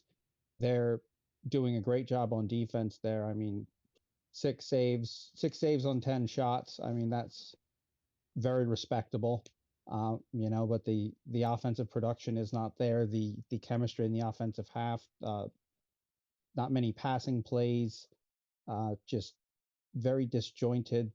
And then when they do develop that pressure, maintaining it and making sure that they're ready for any possible counterattacks because they had uh, two goals come off of a counterattack like that because they were a little bit too aggressive. Yeah, definitely. I can agree with that. It seemed like the games earlier, I played. I don't know if you were watching the first series that we had at 9 o'clock, but the Coyotes are almost playing like the Seagulls earlier. They have such a deadly offensive, but they overextend too much and let the defense exploit their attack. And a counterattack is all you need. A good counterattack is all you need against that type of team. So they need to kind of tone it back a little bit and still have that volatile, menacing offense, but to the point where you're not overextending yourself and giving them such a free goal at the end of that push. Yeah, certainly. As you know, as Faislo, they're just trying to get some offense going, but just trying to make plays like that. It's fairly simple air dribble, but just getting that ball across the midline, getting them up, making them use boost. If you can get a solid 50 or hopefully find an opportunity like that in front of the net, is Faislo going to come off the ceiling? Can't find the touch there, and Redwater clears it away. But this is the kind of pressure you want to develop if you're the Coyotes. But as you can see, it's not coming to much as they hand away possession. Yeah, definitely. The Coyotes they're getting good touches on the ball. They're getting the ball to themselves in the possession that they want. But just as you can see there, they're not putting the ball in. Their ball placement towards the net is just not there. Yes, they can get the ball mid. Yes, they can get a pass to each other that could go in, but they're just not putting the ball in the back of the net. And obviously, I feel like it's the most obvious thing ever, but I'll go ahead and point it out. That ball has to fit in between those bars in order for it to count as a goal. So they have to figure some way out to get their ball placement a little bit better and a little bit more on target. Because right now it's just not there. They're getting all of the backboard right now. I mean, if the backboard was a goal, they'd be up 7-0 right now, almost looking for a Brazil. But it's still a 0-0 game. This Coyotes team, they're getting so many opportunities. They just cannot figure out how to put it in the back of the net, and inevitably that's gonna lose you the game. Yeah, and it really just makes me wonder, how good's the chemistry between these two, because they really have been, dominating the backboards and the corner boards there, but haven't really been able to make much from it. They really haven't been able to utilize the backboard as a threat. Really, to have it as a scoring opportunity. That one almost gets pinched into the Coyotes net there. Uh, and it's this lack of making the ball threatening as they hit the bar again, just off by the littlest bits, just and fighting for a goal. It really feels like, as hopefully it's free. It's free. Faislo putting getting the Coyotes on the board. Definitely good for Faislo to not miss that open net. If they missed that, I don't know what I would have done. Not much you can do if you miss that, but luckily he doesn't crack under pressure and he puts that one in. But I did like what you were saying earlier. I mean, it looks like this Coyotes team has so much chemistry, but chemistry means nothing in this league if you cannot put the ball in after. So definitely good to see them finally get the goal that they've been wanting so bad and they've been so close to getting. Maybe that'll turn their momentum, shake off the nerves a little bit, and give them more of a I don't know, more of a loose feel, but still a deadly game style. With the Colts, they have to answer relatively quickly if they want this momentum to die quick. They cannot let this Coyotes team get started because they've already proved they can get this ball around the Colts. They just can't put it in yet. But finally showing that they can put points on the board. We'll see how the Colts react to this and stop them from gaining any momentum into this second game.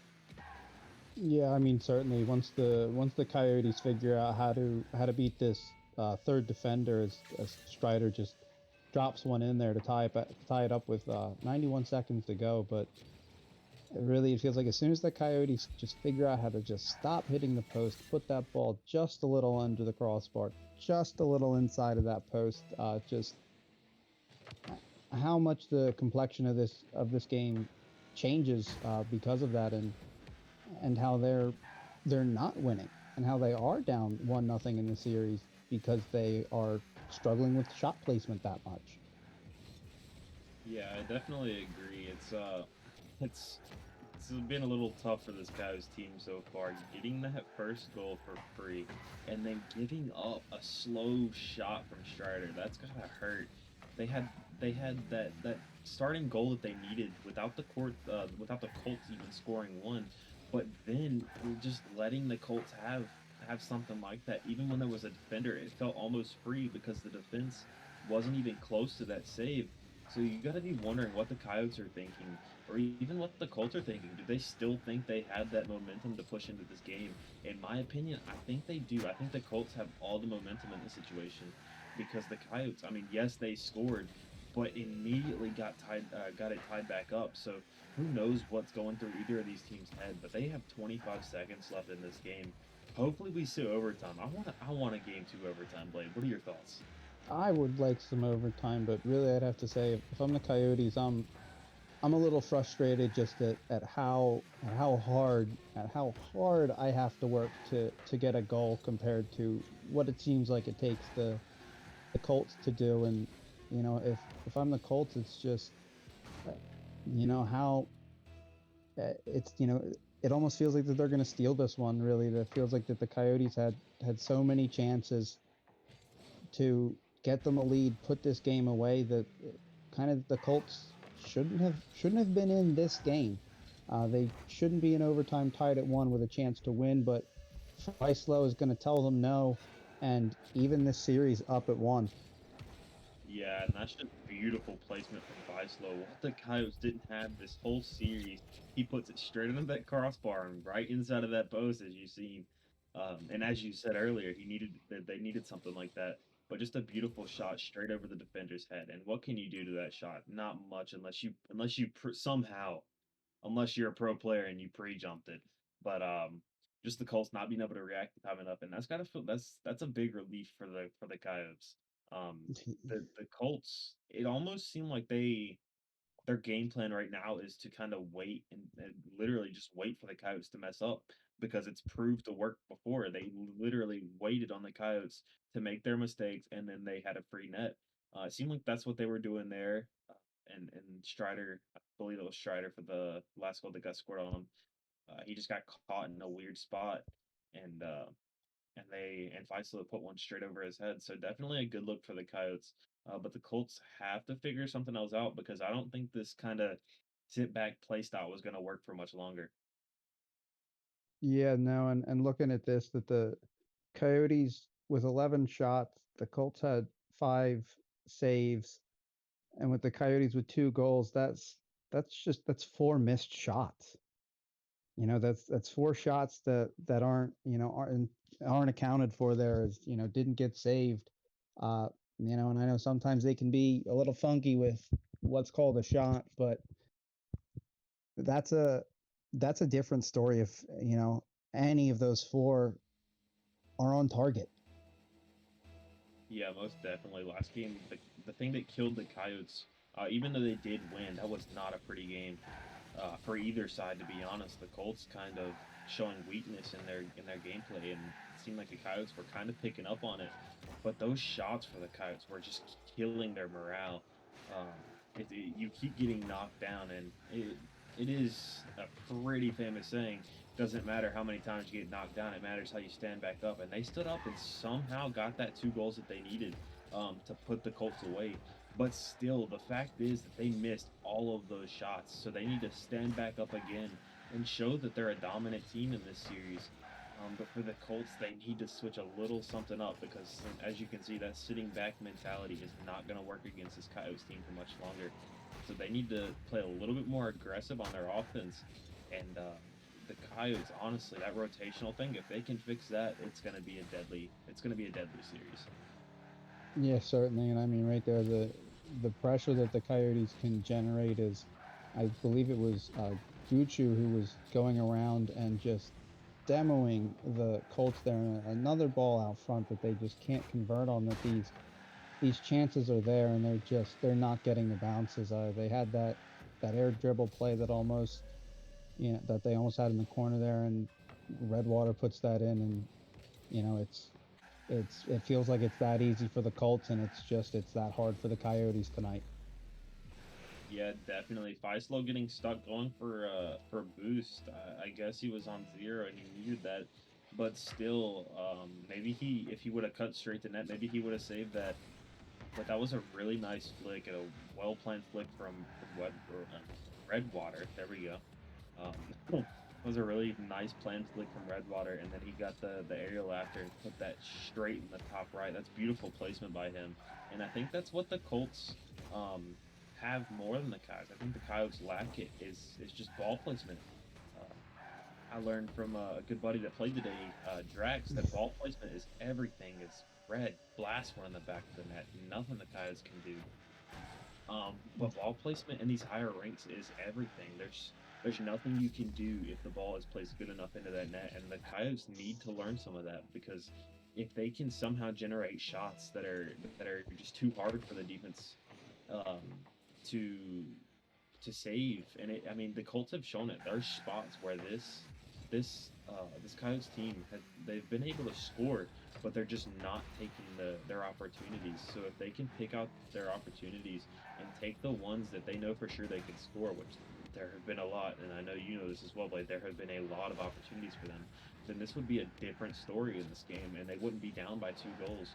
But they need to figure that out quick because they got half of this game left, and Redwater with that hat trick is not Oh, making just patience, car control, ball control, icy finish. 3-0 lead for the Colts, but you said it in one of the previous games of the Colts are playing a patient game and kind of letting the Coyotes beat themselves, and it looks like that they've stuck with that because it's working. Just finding these plays, like just that's a goal that's just not going in for the Coyotes tonight. Yeah, definitely. And I may have spoke a little bit too soon. It did seem like the Coyotes were catching on a little bit to this kind of sit back mentality. But it almost seems like they've thrown everything out the window and completely forgot how this Colts team was playing, and now they're playing the ball into their hands, giving the Colts what they want, and the Colts looking beautiful right now. Except for that defense. What a double Okay. Feislow. But it definitely it's showing that they're letting this Colts team sit back and kind of do their own thing and wait for the mistakes. But Feislow's showing a little bit of fight with half of this game left to go. We'll see how they carry that into the rest of this game. They're only down 3. We've seen some, Blade, I know for sure me and you have seen some crazy things while casting. We've seen some crazy deficits get blown just because one team gets cocky. So we'll see how the Colts handle themselves. We'll see how the Coyotes team come back. If they don't. Just If they don't. again, that's the bounce. That is the bounce that the Coyotes aren't getting. That one. The Coyotes aren't getting that tonight. Blade, that is rough for the Coyotes. Yeah, it's tough. It is just tough. They've been fighting so hard, but again, they won the game. Yeah, they won game 2 after kind of having a pretty bad game 1. So it's not like and there's Feislow again. They can score on this team. It seems more like it's about not beating themselves and keeping it together, keeping it a little cleaner on the defensive side. Yeah, definitely. And I do think the Colts are getting a little bit not cocky. I wouldn't use cocky as the word, but a little bit like Complacent. they know they're gonna win this game.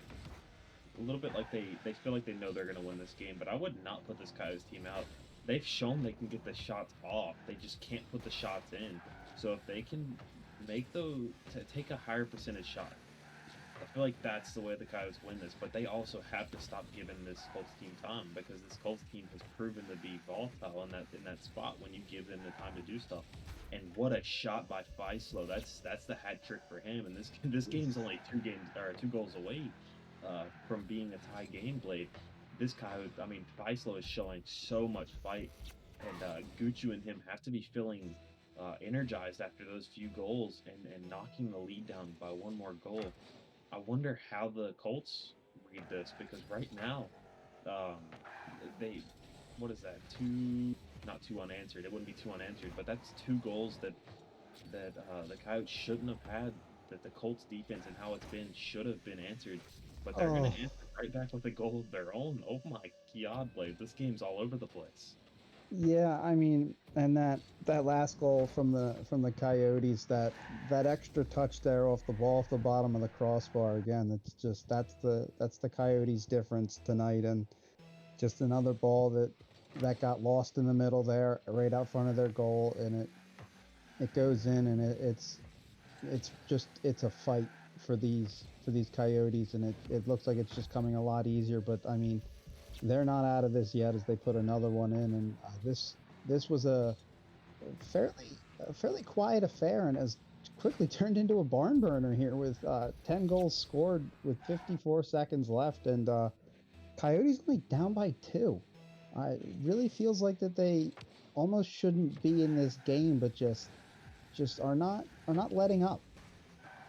Yeah, Blade, I'm not gonna lie. When there was a 34 goal deficit, I was not expecting this Coyotes team to energize so quick. I mean, they've got this ball rolling now, showing that they're an aggressive, deadly team to go against when they're actually clicking. And right now, I mean, the goals are they're getting better. Their shot percentage is getting better. They're starting to put the ball in better spots, getting them. And what a weird touch by the Coyotes. Like, Red bumped him into that one on accident. But they're definitely showing that their shot placements are getting better. But 8 seconds left to go, 2 goals. It seems like they've tried this comeback too late, and that seems like the problem with a lot of teams is they get down and they try to play chase the rest of the game, and that winning team just somehow gets just plays keep away almost. It's like we're just gonna burn clock on you guys for giving up so early in the game. But yeah, definitely the Coyotes trying to play catch up way too late in this game. They need to come out swinging early, and maybe even get Gucci in on this, because you did see Faisalo had all the goals for the Coyotes, trying to fight back as best as he could. Um, but just I mean, if you take a look at it, 8 shots for the Colts and 6 of them went in. Eight Yeah, shots for the Coyotes. They got the shots, but only 4 goals. They're shooting 50%. It's just ball placement, Blade. At this point, and it's it's just and ball it's placement. in it's all in the saves too. Coyotes 4 goals and 4 shots. Colts with 4 saves. Coyotes 1 save. It's the Coyotes were down, and I mean, they were kind of down 2 to 3 goals, but like the goals that they kept letting in, they fought back to that original margin, but they they just could not get the margin to be smaller than 2. They'd get that goal and then just let it up. It's finding finding those goals and just surviving on defense. It feels like that the Coyotes are just trying to survive this onslaught from the Colts. Yeah, definitely. And I think this third, or not third game, sorry, it's a 2-1 series. The Colts are winning right now, but it's definitely going to be a mental game for this Coyotes team. They've tried so hard. I feel like they've tried everything in their power to win that last game, and they just could not get it. Their shots weren't going in. They were shooting only 50%, which is not what you want in a close series like this. But all they need is one more win, and we're into a game 5. So they just need to hold off this game. In my opinion, this doesn't need to be a crazy game. They just need to get that win and kind of shift momentum. But right now, you can't really you can't really say just look for the win. Right now, they just need a comfortable lead. At least come out swinging first and get that first goal, and then go from there, and you keep your foot on the gas pedal, because they need it at this point. Let's be honest, Blake. This Coyotes team, they need something to look up to, because right now things just aren't going their way, and that Just shows. and I really think to them an early key in this game is just kind of just trying to keep it 0-0, trying to calm it down a little bit, slow it down a little bit. There is time, and try to get some shots on net, maybe grab an early goal, and those are your difference makers. And it's those shots that's what comes down. That's what wins and loses you these games. That's what wins and loses you these series, though, is Faisalo finding that angle and getting the Coyotes that lead with a minute and 26 gone. Yeah, that's honestly what we're seeing out of Faisalo is kind of crazy right now. He is on fire right now, Blade. He scored 4 goals by himself. I believe there was two assists, but 4 goals Ever against. since that double tap. Yeah, exactly. Against this Colts But team, if Strider answers like that, knocking him right back out of his place, saying you do not belong in this series. But just the Faislow's on fire right now, and Gucci needs to. They need to figure some way out to get Gucci more involved in this game because it seems he's just making saves at this point. They need to figure out how to get them to in the offense and passing again because when they can get that chemistry going once again, we've seen how crazy that can be and how many shots they get off. They just needed the placement last time, and I think that kind of aided them away from that chemistry because they were missing so many shots. But if Gucci can get off a few more passes to Faislo, this is a deadly offense. Or the other way around. We haven't really seen much shooting out of Gucci though, so maybe it's some more of that. Maybe more of him being aggressive. But the Colts just answering back so quickly and knocking their momentum all the way back down, knocking the Coyotes' momentum all the way back down. But at this point, the Coyotes need something. They need something to get them more energized for this game. yeah, they certainly really just. I think at this point, they're going to need to win this game, but they just need a mental victory now. I mean, it's one of those that get a goal, but after you get a goal, get the bigger goal of not not letting up an answer within 15 seconds. Though, is Strider going to come and bang that one in for a 2-1 Colts lead? Just uh, looked like Faislo just didn't get the jump he wanted, and that left Strider open and gave him a pretty free goal there. Yeah, Blade, I'm not gonna lie. This Colts expert league captain and the GM, they have to be happy with this team.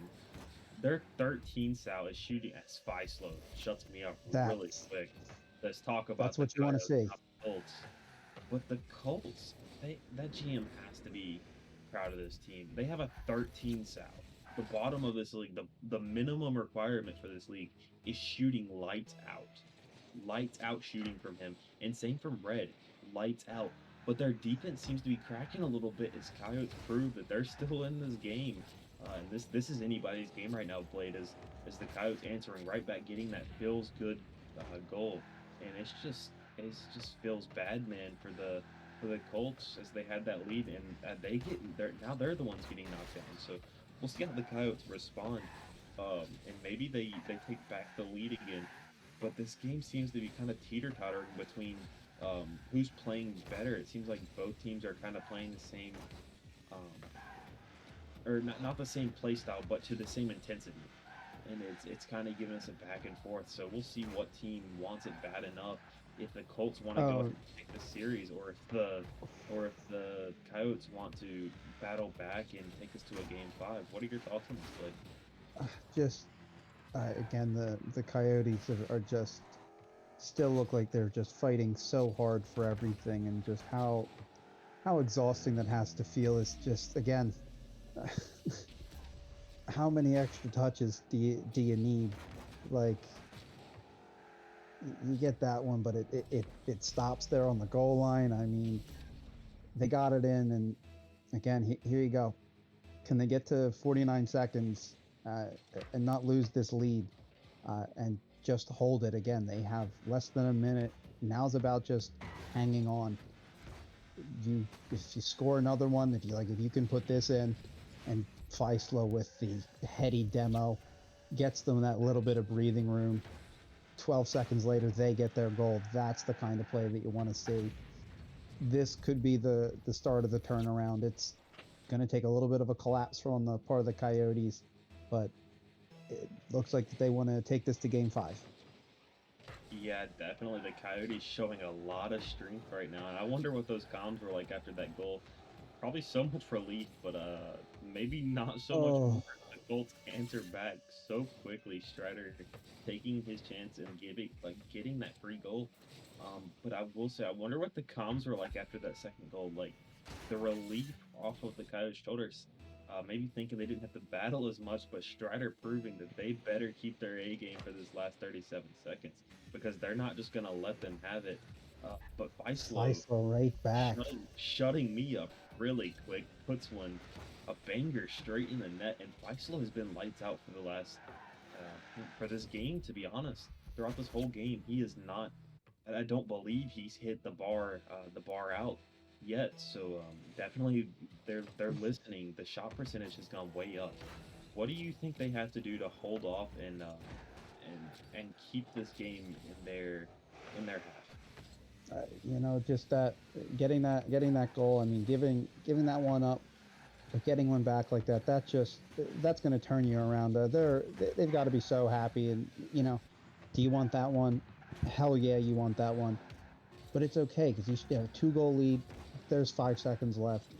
You're still alive, going into game 5 here, and you just scored 5 goals and 1. The other game that you won, you scored 2. The offense is showing up. The defense, not the best, but it's been good enough. And sometimes that's just all you need. It doesn't have to be perfect, just good enough. And if they can do that one more time, they're going to walk away with the series. Yeah, I definitely agree with that. It's definitely it's shown a little bit that the Colts are playing less of a team game. Strider, all 3 goals, and Redwater with only 1 assist. So, in my opinion, I think a few of those goals, I think one of the goals, Strider, it was just a really nice solo play, and then the other one, he kind of just took it in himself. So a little bit more team play from the Colts maybe would have won him that game and ended the series quickly. But Feislo, trying to pronounce it correctly, sorry. But Feislo, lights out. 9 shots for the Coyotes and 5 went in. 7 for, or yeah. 7 for the Colts and only 3 went in. So now they're shooting a little bit less on target. So we'll see how this game goes. The Coyotes just have to keep the nerves calm, not get too excited because getting too excited can inevitably mess you up in this next game. Oh yeah, certainly. You got to keep your nerves. You gotta keep your wits. It may only be the regular season, but I mean, still, it's a game 5. Both of these teams have had to fight hard to get to this spot, and you want to win. I mean, you're competitive. Like you still want to win. And it means a little bit sometimes, and just trying to keep your cool and just put the ball in the net like that, as we see Redwater scoring, and also with the car change going from the Octane to the Ford F-150. Yeah, definitely. Maybe that gave him a little bit of extra power. I don't know. It's almost like these players can hear us. And Blade, I don't know if you noticed this, but every time we say something, players just tend to Ooh. shut us up. And last game, I was talking about the end of last game, going into this game, I was talking about they need to play more as a team. And Redwater didn't really do much last game for the Colts, but already with 29 seconds gone in this game, Redwater showing that he's ready for this game 5. And I mean, that's insane. That's 2 insane solo plays from him that the Coyotes just can't stop. So we'll see how they react to that and what they do to kind of change their gameplay, but not changing much as Strider's lights out as well. I don't know what to say, Blade. Everything's happening so quick. The Coyotes have to stop the bleeding now. I mean, just nice. But yeah, there's still plenty of time left if you're the Coyotes. I mean, 4 minutes and 20 seconds is a lot of time to find 4 goals at this point. But they got to start with 1, and that's gonna have to be the thought process here. Is they may have 3, but you just got to get 1. Then you can worry about getting a second. But they definitely did not do themselves any favors here in this game 5. Yeah, definitely. It's never doing your team a favor or yourself a favor to be down 3-0 in the first minute. But definitely, yeah, that's what we were expecting. Slow. It's almost like the Coyotes like playing catch up. Like they keep doing it to themselves. But Faislo, this player has. We've seen it throughout the series. This player has so much fight in him. He's so he's a menace to the other team. When he gets down and then he starts to, you know, almost think to himself, what else can I lose? I'm just gonna go for it. And then he starts putting shots in the net. The Colts need to be worried, but maybe not as the Coyotes just overextend. But I would definitely not count this Coyotes team out. You've seen how quick they can come back and how quick they can put dirty shots on net. But that's gotta feel good for the Colts. Yeah, certainly, and I do actually have a correction here. Redwater was not in the Octane in the game before. I'm being told he was in a Nemesis, which is a Dominus hitbox. But it's yeah, it's again, it's the situation that they had in Game 3 where they're finding this goal, but then they're letting one up, and it's this, perpetual, just a perpetual deficit that they can't seem to really shrink in any way, and but and they're going to get another one here, and again, can they survive the next 10 seconds? Seems like when they do, good things can happen. I'll start a timer for you, Blade. Just to make things more interesting. But definitely, as I said, this team can never be counted out. Yes, they do get themselves in that deficit, and they do keep getting knocked down by this Colts team, and that worked for the Colts last time. But this time, and by the way, that's 10 seconds passing, so maybe something good happens. But still, and something good does happen. Look at us go. Dude, we're calling The this last- played. The last know- time that they scored and went 10 seconds without letting up a goal, they scored 12 seconds after their first goal. And that the other situation was to give them a 2-goal lead, but now they're down by 1. There's still more than half a game to go, and they've, again, one by one, they've cut this lead down. One more, and we're talking about a brand new game here. Yeah, definitely. But the Oh. Colts not allowing it. The Colts not having it. Dude, Strider, this Colts GM has to be sitting back in his chair smiling right now. Strider has been lights out for this team, and Redwater as well. It's such a good combo, like that paper does not do it justice. Because on paper, it just looks like the Coyotes should have this win easily. But the Colts proving that wrong, Strider proving that wrong, and showing that he's just an elite player. Um, it's almost crazy how that works, and how different players actually are from what it says on the stat sheet. But yeah, definitely a very volatile attack from the Coyotes. They just have to get it going and keep their defense up. It seems like they're getting too antsy and too anxious about it, that they're kind of overcommitting too early. But what they need to realize is they have 2 minutes in this game played. I don't think most players realize how long 2 minutes actually is. That is a long time in a game of Rocket League. So Yeah. they just have to tone it down a little bit, kind of slow down their offense, but still keep it to where they're keeping the Colts in their half. Break down the defense and score goals. That's all they can do right now. They just need to stop taking it so quickly, because it seems like they're rushing themselves into a shot, and that's where the low percentage comes from. So definitely looking for the Coyotes to make this a very close game. But the Colts, they have to hold off if they want to keep this Coyotes team out of it, because we know how both offenses can. I mean, they can go either way. So I'm really looking forward to the last minute of this game and how the Coyotes respond. But will the Colts keep them off of their back and pull this game out? I mean, it's totally possible here, but I mean, the Colts have been looking good at keeping it down, and if that squeaks, oh, I think that one might be the nail in the coffin. It's not over, but that certainly has made this exponentially more difficult for the Coyotes here. They need 3 and 48 to just take this to overtime. I'm not even necessarily going to talk about what 4 goals would need, and they need to start with 1, and that's a shot you need to put in, and they don't.